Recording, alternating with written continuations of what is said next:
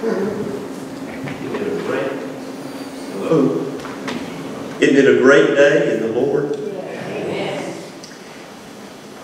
As we now, it's my pleasure to introduce a lady that, as many of our fellowship at Glen Hope know, over many years in our participating with other churches from the South in the Northern Kingdom of Vermont on mission trips. And we've had the pleasure to work in many, many different areas with many different people.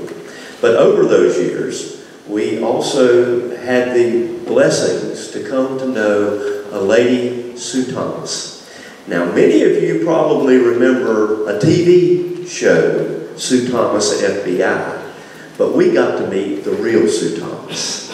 And she was led of the Lord to look to develop property as a retreat for pastors in Vermont. As many of you know, Vermont and New Hampshire are two of the least evangelized states in our country. It is a dry land. There are many bad influences. And for Sue and her ministry to desire to open and develop a property for the use of pastors to come and have renewal and come close to the Lord for their service is truly admirable. It's just been a special relationship that we have. And it is truly my pleasure to have Sue and Deborah's with us this morning. She travels, they're on their way from here to Greenville. They have several different appointments through this week, but I present to you a wonderful lady of the Lord who comes to share her heart. I will say that we have also, at the end of the service, we will have a love offering that will be able to be taken up. Or do we want to do it now? Into the service, we'll have a love offering for Sue. Okay? So I now present to you Sue Thomas.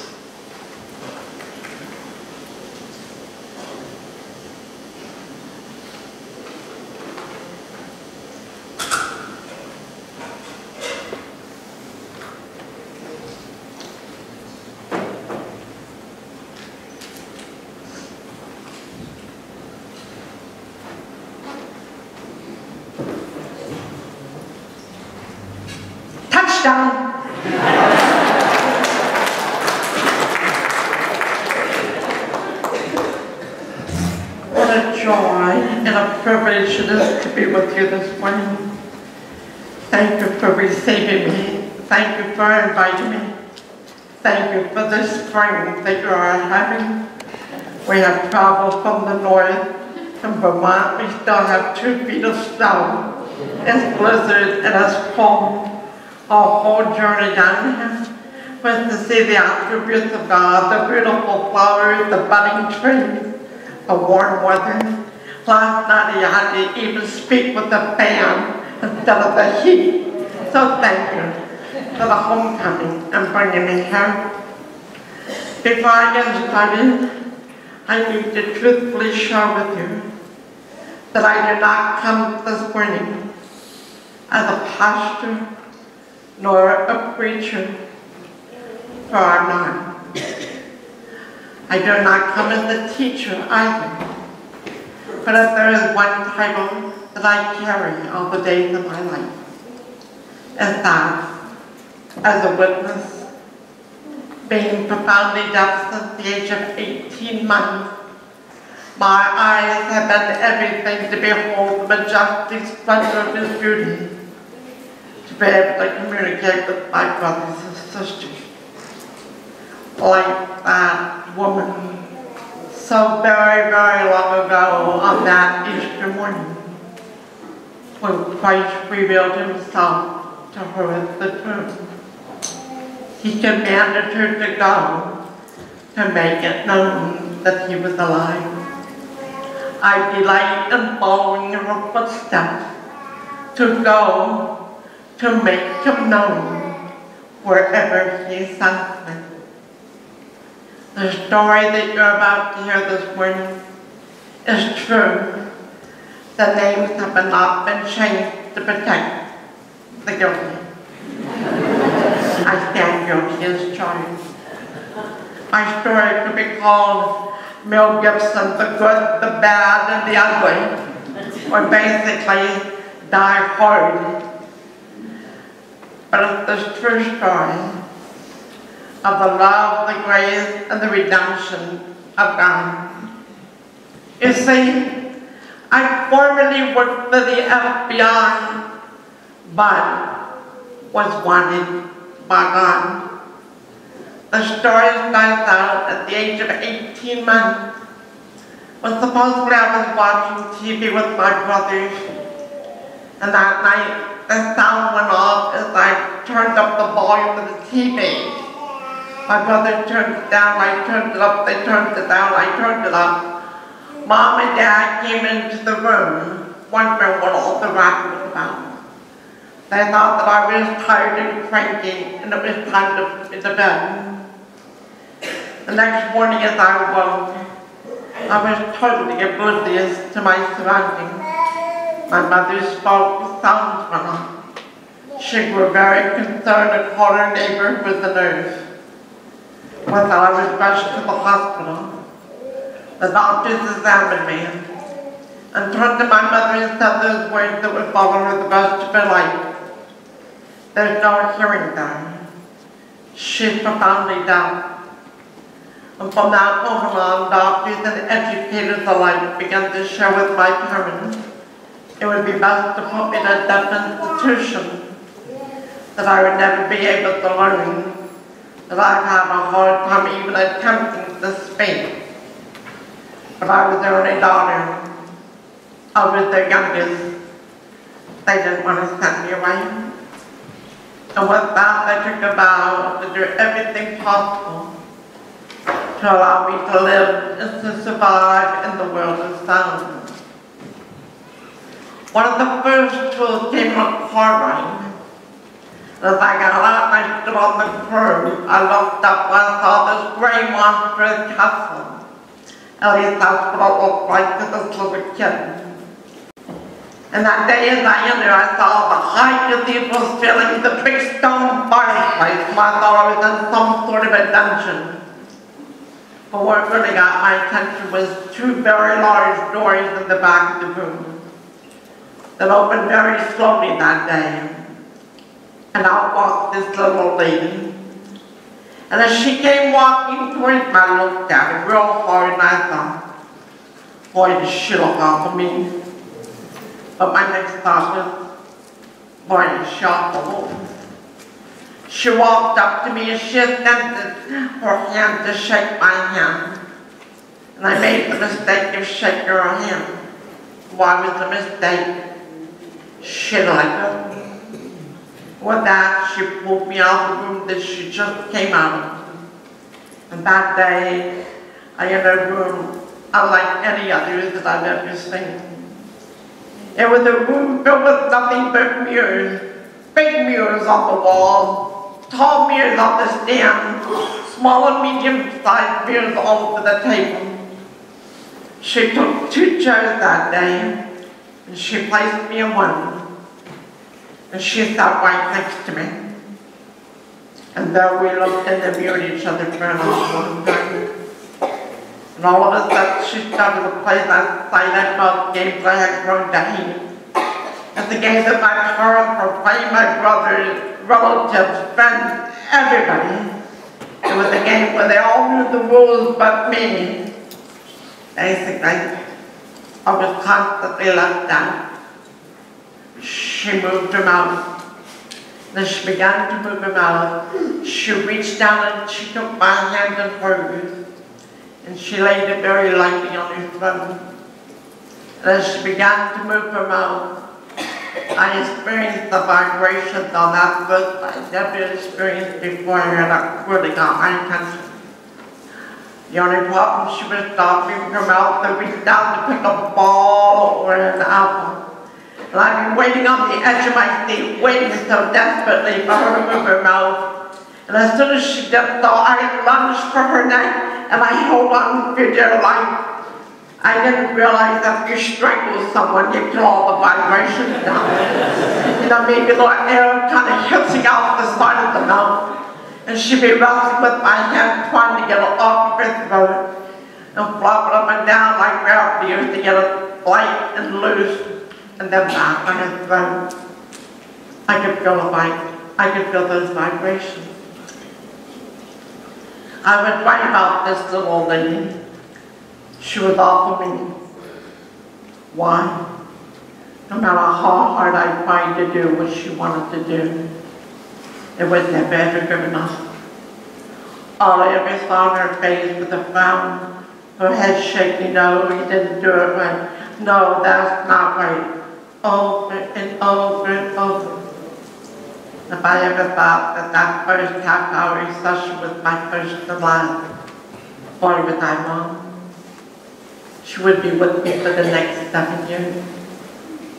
And this woman, as a teacher, had the wisdom to understand that after 7 years, she had gave me everything that she possibly could, but I still taught better. So she passed me on to a music coach. No, I don't sing music or operatic or professional.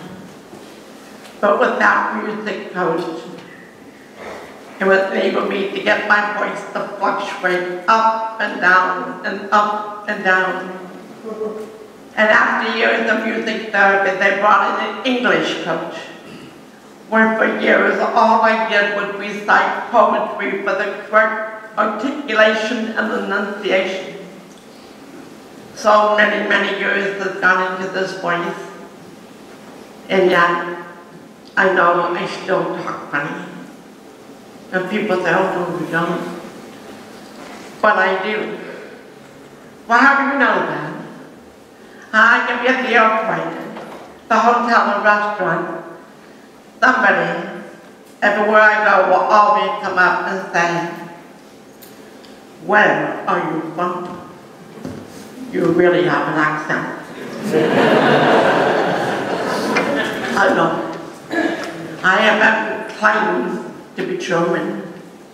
I have been claimed to be British and South African. The only ones that haven't claimed me yet is the Chinese and the Japanese. And I wait for that every day, depending on which way the wind is blowing or way down. It's just a little bit different. But God compounds the mind. He uses our weakness for His glory. Never ever could I ever imagine that He would send me around the world to proclaim Him to all the different countries, to stand before hundreds of thousands, to make a fool out of myself by my speaking, by Him giving me the utterance and the words to do so. The gift from God. And I wasn't there at one point in my life when I was ready to do this. There would be a journey of 100,000 miles that He would take me on to bring me to the point of my full surrender at the foot of the cross. You see, I went to public schools with this funny voice. As I introduced myself to the class on opening day, as I stood in my proudest moment to be just like everybody else, I introduced myself by saying, and with that, the entire class erupted in laughter. The kids were laughing so hard that day, I turned around to try to figure why everybody was laughing. And when I couldn't figure it out, I just sat down. But I came to realize that every time I opened my mouth to speak, the entire class would erupt in laughter. And I got to the point where I wouldn't open my mouth. Oh, I remember sitting in the front row, watching my teacher ask all sorts of questions. What was the state capital to Ohio? Studying standing there waiting for the answer, only to see my teacher break out into a big smile, shake her head and say, "What's the state capital of Pennsylvania?" And there I'd be sitting there thinking, wait a minute lady, first things first, what's the state capital to Ohio? I never knew that some smart kid behind me had raised his hand and gave the answer. As a result, I got all the questions, just never the answer. And my grades began to show that I wasn't getting the answer. They became D's and F's. And I remember that day when my teacher came up to me at my desk, reached down and took my hand, led me out of the classroom, and we walked down the hallway in an awful long walk. And that was the day I entered the mentally retarded class. And I remember studying in that class, not saying a word, and not doing a thing. And for 12 years, that is where God took me to my confinement. Did I embrace it?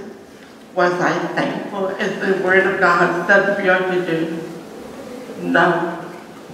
I mumbled, I grumbled, I hated it, and I despised it.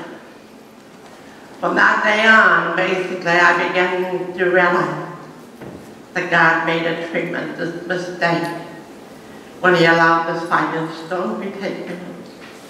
He had to. Why? Because I'm a person that loves people. I thrive on people. I can't get enough of people. That's what He created in my heart, was the love and the fellowship of people. With that, the silence overtook it. Where I can't be with people. Helen Keller said it best when she said, Helen Keller said it best when she said blindness separates a person from things, objects. Darkness separates a person from people. God has gave me the amazing gift for learning to speak, to be able to read lips. But even though in my expertise of reading lips, I can only do two people at the same time. Somebody will talk, I'll watch them, they'll stop. Somebody will talk, I'll watch them, they'll talk, they'll talk, they'll talk. I can do it. But for every person you add into my midst, you start losing me. I deteriorate. I can't do it. Because I can't do it, I don't go near it. I stay away. The things that I want the most, God has said no. That was not His plans for me. I despised it. I hated it. And through my high school days, my college days, I did anything to run from it. Whether it was drugs, whether it was alcohol, whether it was the alternative lifestyle, whether it was becoming a compulsive liar, anything and absolutely to be able to fit in, just to be part of the people. In spite of all the trouble, in spite of all the rebellious days, God was still writing the scripts out for me. It would be through a friend of a friend of a friend, during my high school days, that I would end up at the FBI. You see, my friend came to me and wanted to know if I wanted to be a part of the FBI. Are you kidding me? A deaf woman, the FBI wants me? What did I do? Basically, I found out the FBI was starting a training program that involved deaf people. They wanted to know if I'd be in the first class. I said, sure. It was like a dream come true. the FBI. I couldn't wait to get there. And that first day, they took me around. They introduced me to all the special agents. And after all the introductions was over, they took me down to the firing range where all the agents practiced their target shooting. That was their first mistake. Their second mistake is when they handed me a Thompson 45 submachine gun. I shot up their entire city that day without complaining. It was a long time before they let me go back downstairs. Then came the next day. And that's the day I started my training to become a fingerprint examiner for the FBI. And within the first 5 minutes, I realized I had made the greatest mistake of my life. Someday when you don't have anything else to do, just take a look at all those funny lines on your fingers. Those are fingerprints. It was my job, 8 hours a day, 5 days a week, to count every single one of those lines on that finger. And if you've seen one fingerprint, you've seen them all. And I began to complain, oh God, please, get me out of here. Then I also began to think, whoever came up with this brainstorm to hire deaf people for this job, then I realized it was a no-brainer. Because you see, before the deaf people came in, it was the hearing people. And you have a hearing person going 1, 2, 3, 4. Somebody drops the ball. The hearing person stops to find out who dropped the ball. Now they have to go back and start all over again. 1, 2, 3, 4. Somebody closes the door. They stop, look around the room to find out which door is closed. Then they have to go back and start all over again. 1, 2, 3, 4. Then somebody sneezes. They have to find out who sneezed. Then they have to go back and start all over again. It's a no-brainer. You hire the deaf, they hear nothing. Basically, they can sneeze, they can drop a book, the door can slam, it doesn't matter, deaf can't hear. They can count to 35, 38, whatever, they'll never stop, the job can be done. But for me, I hated it. I'm a people person, not the count line for the rest of my life. God heard my prayers one day. When my supervisor came running into the room, looked at me and told me to stop everything. She looked at me and said, you have to go to the front office right away. The front office. There's only 2 reasons the person goes to the front office of the FBI. To be intimidated from their job, or basically, to be, what's the word I want, or to be interrogated by the FBI agent. That day I went there very slowly. As I entered the room, there were 9 men standing along the wall, each of them in 3-piece suits, looking like typical H.E.M. They told me to sit down, which I did. And then they started asking me those questions. Miss Thomas, we understand that you read lips to communicate, and you do a very good job. We only have one question for you, just one. Do you watch TV? Do I watch TV? That's all you guys want to know? Yeah, I watch TV. What is it difficult for you, Miss Thomas? Do you get anything out of it? Well, yeah, I do. I mean, no, I don't. I mean, I don't know, do you know what I mean? And on the cameras, on the person, I can see their lips, I can read them. But so many times the camera's not on the lips. I have no understanding of what's being said. Well, how about movies, Miss Thomas? You go to movies. Is it any better for you? Oh, yes, sir. It's a lot better for me. It really is, no? It's the lips. They're a lot bigger. On went the question. And I realized that the FBI had a very large problem.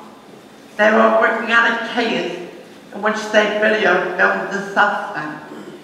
But when the camera activated, the sound mechanism failed. They had all this film of the bad guys talking. They just couldn't hear it.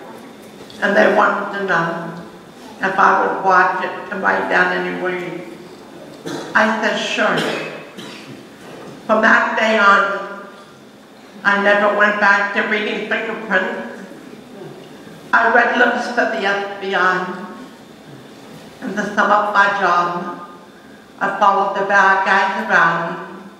I read their lips and told the good guys what the bad guys were saying. And they even paid me to do it. And overnight, I was like a success. I finally wrote the song version. I became known as the FBI's secret weapon. For 3.5 years, I lived in the successful lane of Washington, D.C. attending the gallows party, basically being the limelight, and basically lunch. Because everybody thought that I was on top of the world. Everybody thought that I was happy, and during the midst of all these people, when actually the bag on my back, the bag was growing bigger and bigger with hatred and resentment and bitterness. By going to these functions, by being there, but not having any understanding of what was going on, but just drinking, to be able to laugh. To be able to laugh, the rest of the people were laughing. Why were they laughing? It didn't matter. We just laughed. A pantomime. That after 3.5 years, I was on a mission where I resigned from the FBI to find God. To find God's only one purpose. To make God confess he made a mistake. God knew it was part of my journey. He led me to Columbia, South Carolina, to attend seminary at Columbia Bible College and Seminary. He knew that I was coming. He didn't have just one person with him. He had a group of 20. 20 students where we attended classes together, where we studied together, whether we prayed, we ate the meals, 20 of us. And in the midst, I continued my life. I continued to laugh, to be happy. And I would go back to my apartment and destroy everything in its midst. So many times I cried out to God, please, let me hear it. And all the time, his answer was the great silence. Have you ever wanted something so badly that you would do anything at all costs to do it and get it? I was at that point where God handed me over to a perverted mind. When I went to my one friend and I told a lie. I told the one friend that I was dying, that I had a terminal disease, and that I was dying. What? Why would you do such a thing? Because in my perverted mind, I thought to myself, if she believed me, She would want to spend as much time with me, one-on-one. And it worked. That's what happened. I just didn't realize the split second that I told that lie, that it would last forever several long months. I had no idea that that lie that was told to one person would span out the 20 people and eventually the whole camp. And surely I had no idea that that lie would totally consume me and destroy me. After 7 long months, my mind was all confused.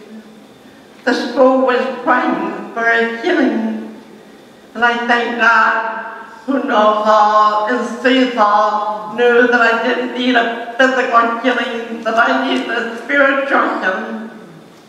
And he answered. But in my confusion, my perverted mind, my wasting away, I finally went back one friend and said, please call my advisor at school immediately. Tell him I need to see him and another faculty member as soon as possible.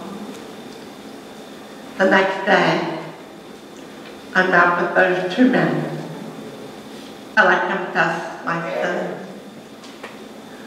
I knew that I'd have to go to each of the 21 people to confess my lie, and I was ready to do so. I wanted to. But what I didn't know is that I would have to stand before the entire academic committee of that school.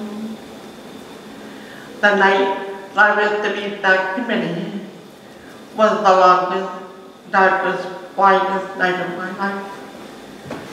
The shame and the guilt was unbearable. The fear that I got my bags out to begin packing my bags to run away, I couldn't face it. While I was packing my bags, my Bible fell on the floor, and it fell open. And I reached down and I just picked it up. I stood on the bed, it was on my lap. And I looked down at it, and then I looked down at it again. And I had a chuckle. Because just after to this point, I really wasn't into the Bible. I didn't know the book of the Bible or anything. And I'm looking down in the book of Hosea. I didn't even know that there was a book of Hosea in the Bible at this time. And I started to read. And I was on the 14th chapter of Hosea when God began to speak in that audible voice that even the deaf can hear. He didn't just speak. He was giving me a promise that night. A promise that I hung on to for dear life. That the next morning, for the entire academic committee. And as I began to confess my sin, and I shared the truth that I was being ready to run away, but God stopped me. And as I was sharing, there was one man in the room, one man in particular, that my eyes gazed upon. And as he sat in the chair, his hand was on his forehead, and he was shaking a bad point. And the tears were flowing down his eyes. He was the president of the school. The president of the school, a man that did not even know me, but wept for my transgression. As I shared with him, I only made it because God spoke. And it wasn't just his way. It was his promise. 35 years ago, he stated that promise, and he's kept it. When he said, "Oh, Thomas, return to the Lord your God, for you have been crushed by your sins. Take words and come back to me, for my anger will be forever gone. I will love you freely, Thomas. You will blossom like a lily, and your feet will go deeply into the soil, and your people from exile shall return and rest beneath the water dove. I have seen the promise. I have seen his mercy. I have seen his forgiveness. I have never seen his anger since that day. I've only experienced his love. And he told me I would blossom like a lily. And so many times on this journey, people come up to me and they would say, oh, you're so beautiful. And I used to cringe, think that become the clay. And then God would stop me in my feet saying, I told you, you would blossom like a lily. They see the beauty of Christ in me, not I, but Christ. That day, 35 years ago, I surrendered everything that I had, all the rotten, foul, hatred things, my darkness, the foot of the cross. I told him, I can't look like this. I cannot walk the path of silence all the days of my life. If this is what you have for me, you have to do it. I can't. And he said, you want to talk about Easter? You want to talk about the cross, bearing our shame? You want to talk about his death? By his stripes we were healed. You want to talk about the transformation? I have experienced the transformation, the thing that I hated, the thing that I tested the most.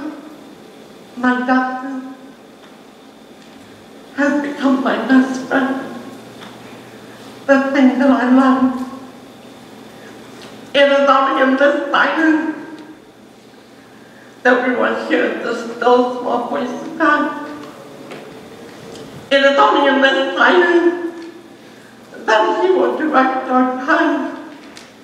It is only in this silence that we will hear his will for our life.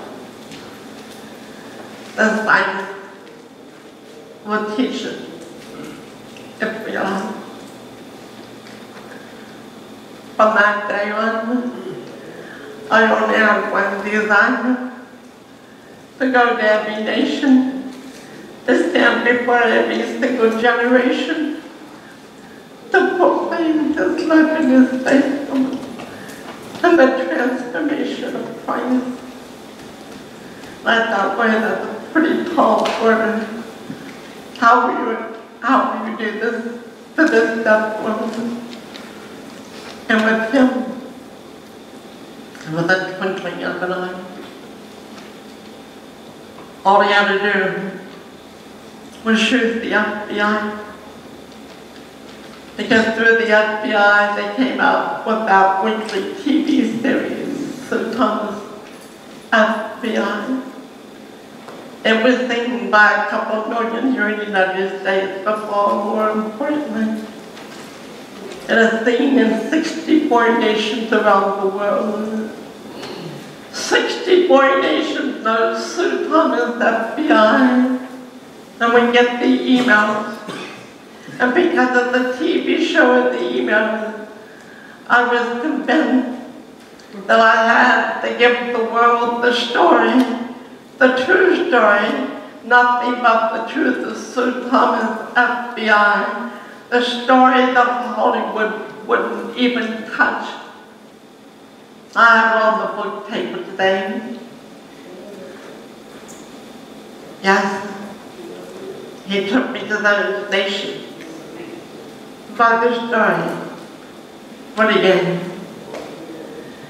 I've been in Germany, I've been to Japan and India, Amsterdam. And this July, he's sending me to the mountains of Costa Rica. to hear the same story. The love and the forgiveness of Jesus Christ. The transformation of what I once was to where I am today only by His grace and His mercy.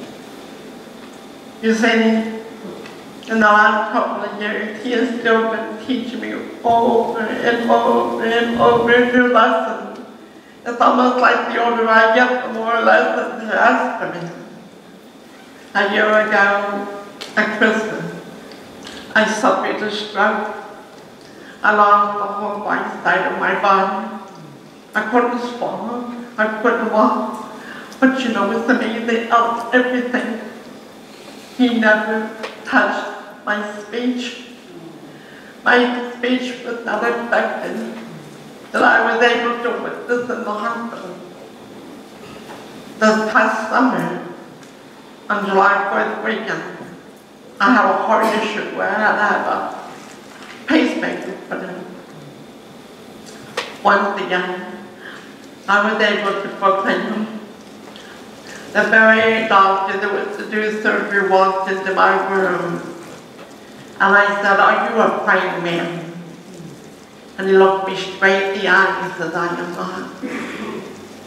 I said, "How can that be? You didn't make my heart. You know nothing about my heart. You know nothing about me, and you expect to fix it.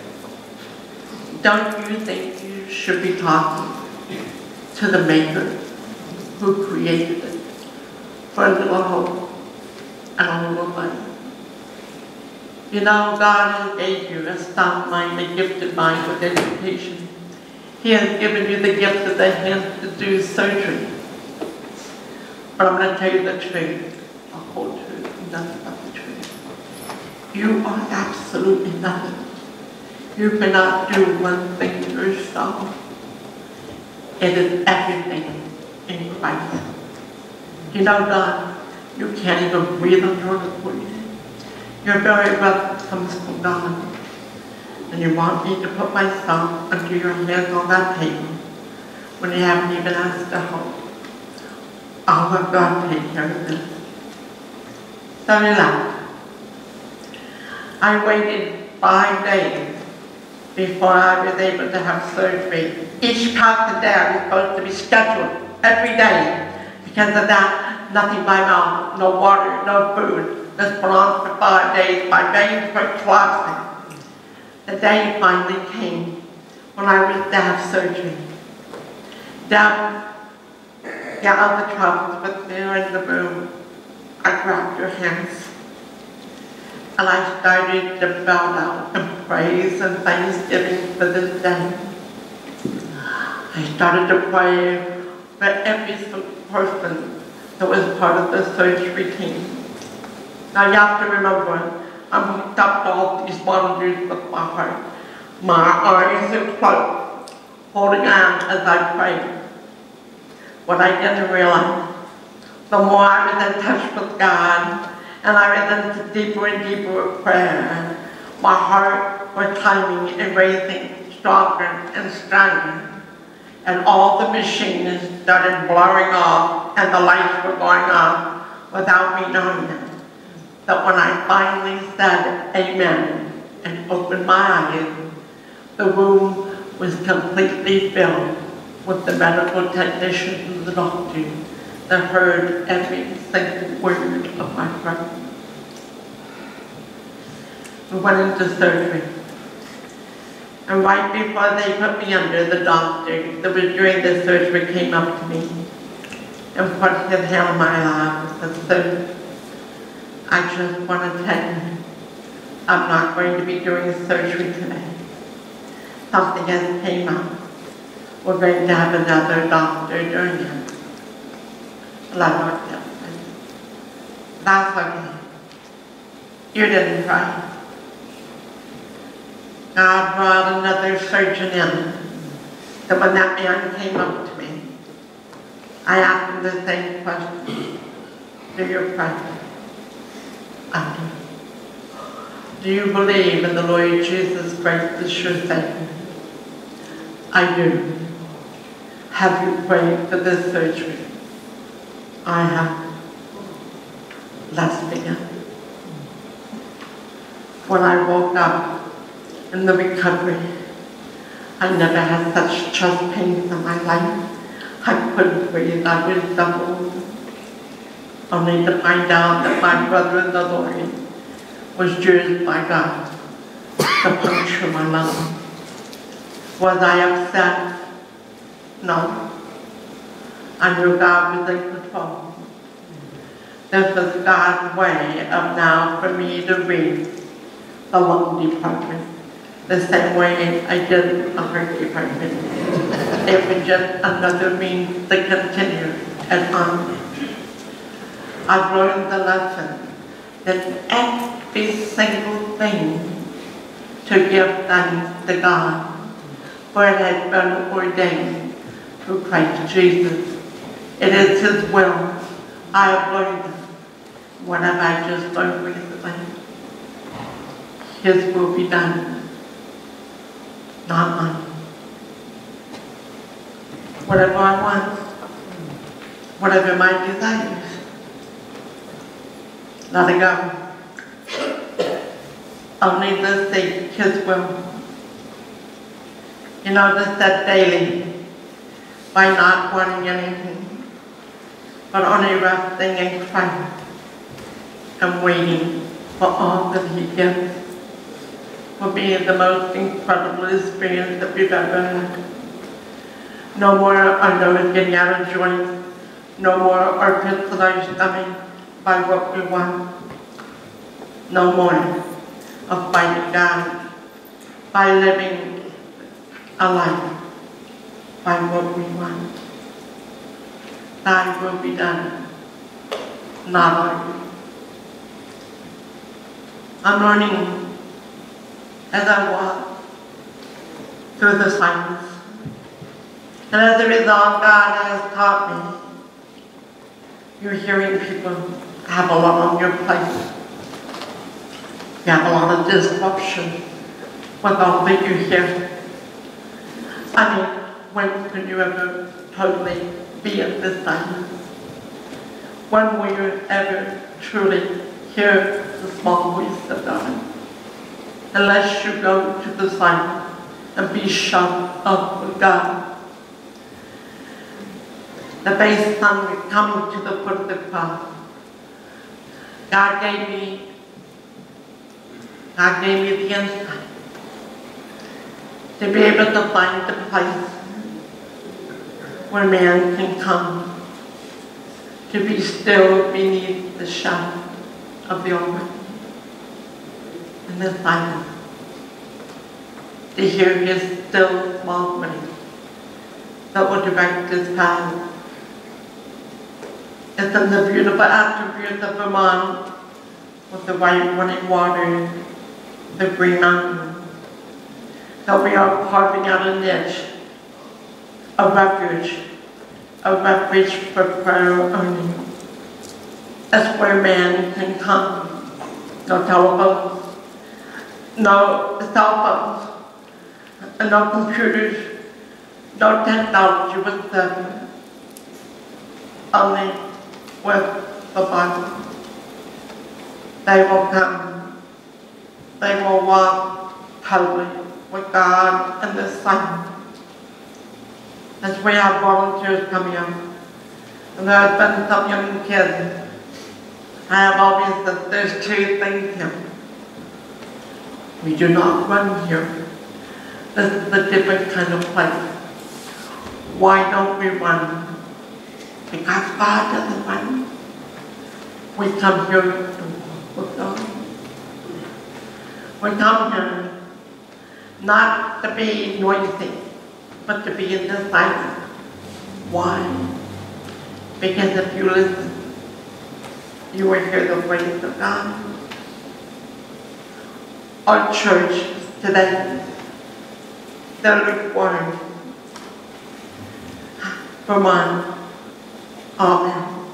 They're in bad shape. Only 2% of the entire state professes to be Christian. And of that 2%, let's put it into perspective, where we have women that are pastors, homosexuals that are pastors, the alternative lifestyle, anything of the 2%, so that even shrinks the number down.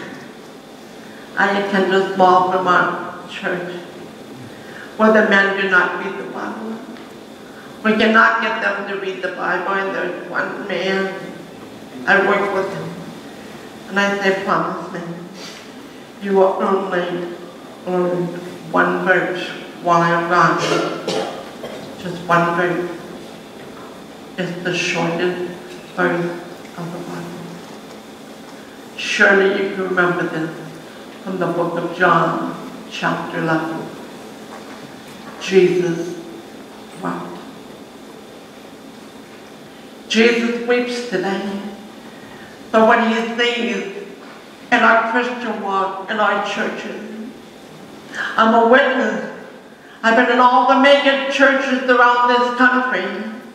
I weep for what I see.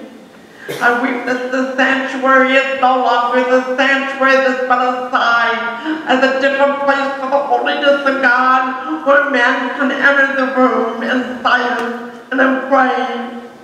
I weep for worship, where it's now a form of entertainment with the microphones and the altar is displayed. I weep in the sense where people come in with their Starbucks coffee sitting before God and just drinking. Where is the worship? There will never be the worship. Why? Because there was never the silence where God teaching and leading. We must come back. And this is what Vermont is all about. As I share with the people, we're not building a church that is not a church. There's enough churches out there. But it's our prayer that we will be bringing the members into the church, that they will have that still, small voice of God in the quiet time, that they walk humbly with thy God, that they will become renewed and refreshed and grow strong in the Lord, that they will go back to the church and make the church stronger. The church will never be what so God intended to be until the people are truly sincere and walk humbly with thy God, to listen with thy God. This is what Vermont is all about. In 2020, in the summer, we are having a day where we are inviting every single pastor of New England to come to Waterworks for this day, to see what we're doing, to be able to instill that their people can come to this place to have the quiet time to grow strong. We are grown, and how blessed and how privileged we have been that this church has sent your people to Waterworks for the last 2 years to help us build. You've come to a distant land. You have caught the vision. Basically, you're at a point of rebuilding the church from ground up, at the foot of the cross, at the foot of the cross. Long are the days when our church focused on the dying of ourselves, the total dying of ourselves, and leading us to the cross. Long are the days that talk about the cross and the resurrection. All of our churches today are talking about how to prosper, how to fix your marriage, how to raise your kids, how to do. There's no hallelujah. If it's not the cross, if it's not Christ, it's nothing. And because of that, we have become nothing. It's time to get real. It's time to get real, friends. 35 years ago, I came through the journey that has been on. The weaker I get, the more passionate and the stronger that I become. I have walked with multiple sclerosis for the last 18 years. I have been profoundly deaf all my life. I've experienced the stroke, the pacemaker, and yet I'm more alive than I've ever been because He lives to me. And I want every single Christian brother and sister to have what I have. That absolutely no one, absolutely nothing can touch me because I am dead. Do I have a fear? No, no fear. Why? Because everything that He has done to me in His mercy is given. Everything, every single day, every person, every hour, every minute. This is His will for me. Whether it's the good, the bad, or the ugly, He will use it to drive me closer and closer to Him, knowing that I am absolutely nothing. And in Him, I am everything. You're taught the bus, you walk in the Spirit, you come to Vermont this summer, you're hopeless. Basically, if you don't want to help us during that time, you come to Vermont to set the silence, to listen to that still small voice of God to direct your path. You come to Him, and your life will be totally changed.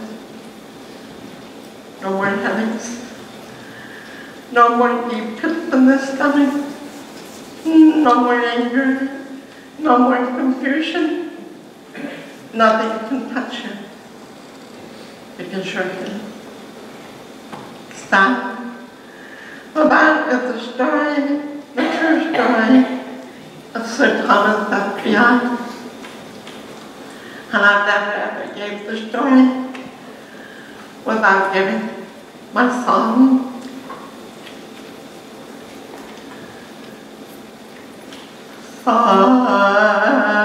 Silent night, holy night, all is calm, all is Run on, virgin, mother and child, holy infant, so tender and mild, sleep in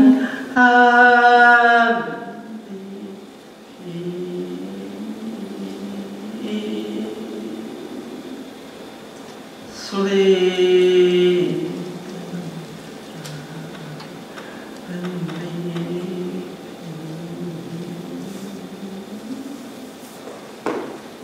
It is my prayer now in the days ahead that you will really truly get real for Christ. That you will truly live with the Lord. You will follow Him. That you will no longer seek the world and all of the earthly temporary pleasure. I feel it all with Hollywood. It's bad. But the world and everything in it is not what it perceives to be. You will only be safe and following the ways of the Lord and walking in His footsteps and being willing. May God be with you now and forevermore. God bless you.